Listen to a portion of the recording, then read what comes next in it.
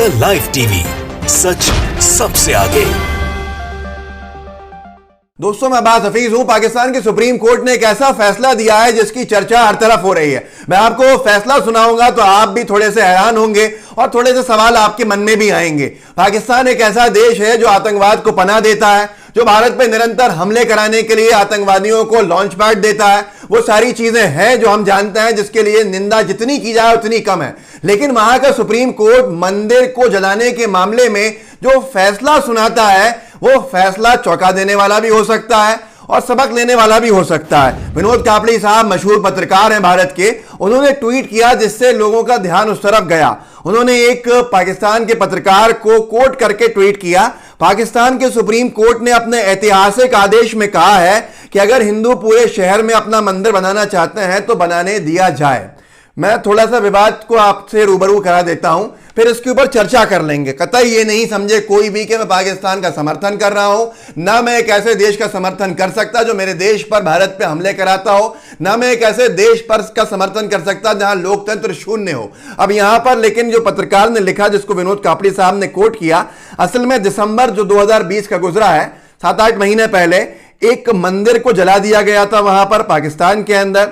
और उस मंदिर के जलाने के ऊपर ये गुलाम अब्बास शाह हैं, उन्होंने उस वक्त एक ट्वीट किया था कि मंदिर जलाया गया है, काराक का हिंदू टेंपल जो है वो डिमोलिश किया गया है। उस पूरी घटना के अंदर सुप्रीम कोर्ट ने सुमोटो एक्शन लिया है, कॉग्निजेंस लिया है और उसके साथ साथ 350 लोगों के खिलाफ FIR रजिस्टर करने के आदेश दिए हैं, जिसके अंदर बहुत से राजनेता भी हैं, जिसके अंदर बहुत से धर्मगुरु भी हैं। चीफ जस्टिस ऑफ पाकिस्तान ने अपना नोटिस, इसका पूरा नोटिस लेकर और इसके ऊपर कार्रवाई शुरू करी है।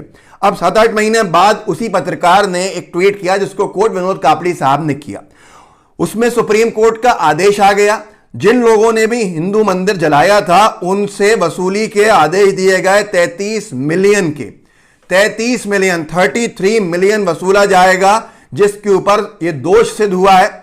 और उसके साथ साथ ये भी कि पूरा का पूरा जो मामला है ये 1 महीने के अंदर वसूली की जाएगी। और चीफ जस्टिस पाकिस्तान ने यह भी कहा कि हिंदू कम्युनिटी जो है वो पूरे शहर में जितनी जमीन पर मंदिर बनाना चाहती है बना सकती है, उनको पूरी अनुमति दी जाए, उनको पूरी स्वतंत्रता दी जाए, चाहे तो वो पूरा शहर कवर कर लें।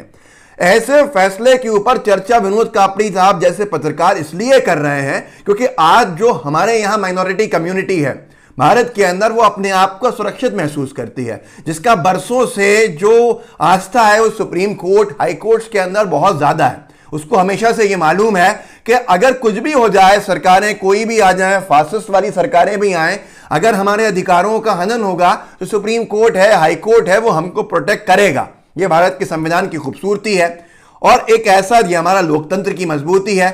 लेकिन हमारे यहां कुछ और फैसले हो गए और वहां पर वो पाकिस्तान जहां लोकतंत्र ही नहीं है, लोकतंत्र के नाम पर पाकिस्तान में शून्य है। लोकतंत्र क्या, वहां तो सेना का शासन चलता है, सेना के हिसाब से चलता है। वो पाकिस्तान जहां लोग एक दूसरे में, मुस्लिम कम्युनिटी के भी हों तो एक दूसरे के दुश्मन बने रहते हैं, जिन्होंने अपने देश को बर्बाद करके रख दिया, जिनका पूरा कॉन्सेंट्रेशन, जो पूरा उनका नजरिया है, जो पूरा जोर है वो भारत पे आतंकी हमले कराने का हो, जो रात दिन हमारे सैनिकों को, हमारे जो सिविलियंस हैं उनके ऊपर हमले कराते हैं कश्मीर के अंदर। एक ऐसे देश के अंदर जहां इस तरह के बहुत असामाजिक तत्व बैठे रहते हों, वहां का सुप्रीम कोर्ट ऐसा फैसला देता है, वह एक नजीर बनती है।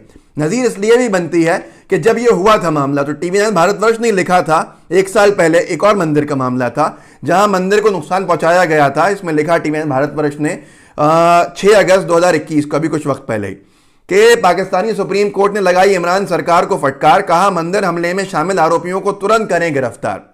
न्यूज 18 हिंदी ने लिखा था, सुप्रीम कोर्ट ने हिंदू मंदिर के पुनर्निर्माण का दिया आदेश, मौलवी से वसूली जाएगी राशि। जिन मौलवी साहब की वजह से, जिस आदमी ने उकसाया लोगों को और मंदिर को नुकसान पहुंचाया गया, उससे पूरा पैसा वसूल करके मंदिर को सही कराने के आदेश दिए गए। और यहां पर जो सबसे मजबूत हमारी न्यायपालिका रही है, सबसे मजबूत हमारा लोकतंत्र रहा है, जिसके ऊपर कोई शक नहीं है। और पहले बता दूं इस वीडियो के, मेरा कोई पाकिस्तानी प्रेम नहीं है, मैंने कोई बिरयानी नहीं खाई वहां जाके, मैंने कोई नवाज शरीफ के साथ गलवैयां नहीं करी वहां जाके। मेरे परिवार ने, मेरे पुरखों ने पाकिस्तान के आइडिया को रिजेक्ट किया, भारत को अपना वतन माना है। हम यहीं इसी मिट्टी के अंदर मिल जाते हैं, इसी मिट्टी के अंदर पैदा हुए हैं, यहीं के हैं। और ना कोई पाकिस्तान को आतंकवाद में कुछ कह रहा, वो आतंकवाद के सबसे बड़े शरण देने वाले लोग हैं। लेकिन वहां के सुप्रीम कोर्ट की तारीफ की जा रही है आज हर तरफ, और एक नजीर बनती है कि न्यायपालिका की मजबूती जो होती है वो उस देश के लोकतंत्र को मजबूत करती है। ये हमसे सीखा उन्होंने। लेकिन आज मोदी सरकार के आने के बाद से हर संस्था के ऊपर, हर कॉन्स्टिट्यूशनल इंस्टीट्यूट के ऊपर जिस तरह का प्रेशर बनाती है सरकार, जिस तरह का प्रेशर बनाते हैं भाजपाई, वो कितना ज़्यादा गलत है। संघियों की अगर इस तरह के प्रेशर की बात होती है तो फिर कहीं ना कहीं माइनॉरिटी जो है वो अपने आप को सुरक्षित महसूस करती है। वो पाकिस्तान जहाँ पर सबसे ज़्यादा माइनॉरिटी अपने आप को सुरक्षित महसूस करती है, हमारे हिंदू भाई बहन, आज वहाँ पर इस तरह का फैसला अगर आता है तो कहीं ना कहीं एक राहत की सांस लेते हैं वहाँ के माइनॉरिटी। वहाँ पर आप देखिए कि नवाज शरीफ जैसे लोगों को दोषी मान लिया, करार दिया गया सुप्रीम कोर्ट के जरिए। परवेज मुशर्रफ के ऊपर केस चलाने का और उसके बाद उसको दोषी मानकर सजा देने का प्रावधान लाया गया। लेकिन क्या हमारे यहाँ कल्पना कर सकते हैं हम इस चीज़ की? होनी चाहिए। इस वीडियो को दिखाने का, बनाने का मकसद सिर्फ यही है, अगर एक आतंकवाद से भरा हुआ पाकिस्तान का सुप्रीम कोर्ट इस तरह के फैसले देता है तो हमारे यहाँ भी न्यायपालिका को उतना ही स्वतंत्र रखना चाहिए जिससे कि हमारा लोकतंत्र मजबूत हो। लेकिन यहाँ क्या हो रहा है? मैं क्यों माइनॉरिटी बार बार छेड़ रहा हूँ? एक समुदाय है माइनॉरिटी का, मुस्लिम समुदाय, साफ तौर पर कहूँ, उसके युवाओं के अंदर एक असंतोष है। उसको लगता है कहीं ना कहीं कि उसकी सुनवाई देर से हो रही है। कई साल आतंकवाद के चार्जेस के ऊपर जेल में सड़ने के बाद, पूरी जिंदगी बर्बाद होने के बाद इतना स्लो प्रोसीजर न्यायपालिका का हो जाता है कि वहां पर यह फैसला आता है कि इनको बाइज्जत बरी किया जाता है, ये गुनाहगार नहीं थे। लेकिन क्या उनके 11 साल 25 साल लौटाने का कोई प्रावधान है? नहीं है। इस नजरिए के अंदर कुछ बदलाव करना पड़ेगा, इसको तेजी के अंदर लाना पड़ेगा। पाकिस्तान के सुप्रीम कोर्ट के फैसले से जो वहाँ के लोगों को, एक वहाँ की माइनॉरिटी कम्युनिटी को एक चैन की सांस लेने का मौका मिला है, ऐसा ही आज हमें भी नज़ीरें पेश करने की ज़रूरत है। हम बहुत आगे हैं पाकिस्तान से, हम सिविलाइज देश हैं, हम हिंदू मुस्लिम एकता के बानी देश हैं, हम कैरियर हैं हिंदू मुस्लिम एकता के। लेकिन बीजेपी के आने के बाद से जिस तरह का माहौल बन गया है, ऐसे माहौल के अंदर क्या आप कल्पना कर सकते हैं? अयोध्या में बाबरी मस्जिद को गिराया गया, चलिए फैसला कोर्ट ने सुनाया कि साहब आउट ऑफ द वे जाकर एक्सेप्शनल केसेस के जरिए इसमें मंदिर के निर्माण की अनुमति दी जाती है। समझ में आती है चीज़ कि आपने हालात को काबू पाने के लिए एक फैसला दिया। लेकिन उसके बाद जिन लोगों के वीडियोस मौजूद थे, वो चाहे लाल कृष्ण आडवाणी हो, चाहे मुरली मनोहर जोशी हो, चाहे उमा भारती हो, चाहे दूसरे लोग हों, अशोक सिंघल जो अब नहीं रहे वो हों, उन लोगों को बरी कर दिया जाता है और वो जज साहब को कुछ ना कुछ फायदा बाद में मिलता है रिटायरमेंट के बाद। ये हैरान कर देने वाली बात है। जिनके वीडियोस मौजूद हैं, स्टेटस को स्टे के दौरान यथावत जो स्थिति रखी थी कोर्ट ने उस दौरान मस्जिद को गिराने की, लेकिन उनके ऊपर भी कार्रवाई नहीं होती। ये हैरान करने वाली बात है। इंडिया टीवी ने कुछ वक्त पहले लिखा था 11 साल जेल में कश्मीरी आदमी जो अपने घर लौटा यूएपीए के चार्जेस के बाद, उसको गुजरात कोर्ट ने बरी किया। वो अब ये पूछता है कि भाई 11 साल कहाँ से वापस आएंगे। बशीर अहमद बाबा उसका नाम था, अभी छोड़ा है। वायर ने एक खबर छापी थी कुछ वक्त पहले, 25 साल बाद आतंकी होने के आरोप से मुस्लिम समुदाय के 11 लोग बरी। 25 साल क्या आप हटा सकते हैं उनके? ऐसे केसेस, पहली बात तो चार्जशीट करने वालों का क्या होता है? ऐसे केसेस में जल्दी करके जो बेगुनाह है उनको बाहर छोड़ने में देरी क्यों की जाती है, मुझे समझ में नहीं आता। ये आपको भी नहीं आया? प्रिंट ने पूरी स्टोरी की थी। गुजरात में 2001 से आतंकवादी होने का कलंक झेल रहे 127 मुस्लिमों ने कहा बीते हुए साल और सम्मान कौन लौटाएगा? आप खुद बताइए। ये आज सबसे बड़ा सवाल है।